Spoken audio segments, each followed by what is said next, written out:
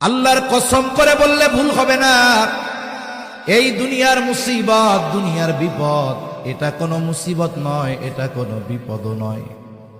চোখ দুটা যখন বন্ধ হয়ে যাবে, দুনিয়ার মুসিবত আর মুসিবত থাকবে না। আসল মুসিবত তো কিয়ামতের দিন। ওই মুসিবতের দিন দুনিয়ার কেউ আমার আপনার পাশে থাকবে না। কি হবে ওই দিনের অবস্থা? আল্লাহ তাআলা কোরআনুল কারীমের মধ্যে একটা চিত্র তুলে ধরে বলেন, ইয়াউমা ইয়াফিরুল মারউ মিন আখিহি ওয়া উম্মিহি ওয়া আবিহি ওয়া সাহিবাতিহি ওয়া বানিহি লিকুল্লি ইমরিইন মিনহুম ইয়াউমাইযিন শা'নুন ইউগনি।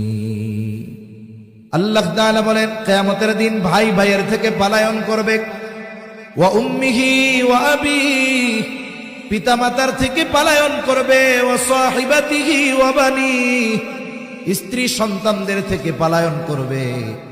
অথচ এই দুনিয়ায় একটা মানুষ মা বাবার চেহারা দেখলে অন্তর শীতল হয়ে যায়, সন্তানের বাবা ডাক শুনলে হৃদয়টা শীতল হয়ে যায়, স্ত্রী সন্তানের চেহারা দেখলে চক্ষু দুইটা শীতলতা লাভ করে। কিন্তু কিয়ামতের দিন কেউ কারো সাথে দেখা হোক এটা কামনা করবে না। প্রত্যেকটা মানুষ নিজের চিন্তায় বিভোর থাকবে, সকলেই চিন্তিত থাকবে। আমার আপনার নবীজিও সেই দিন চিন্তিত থাকবে।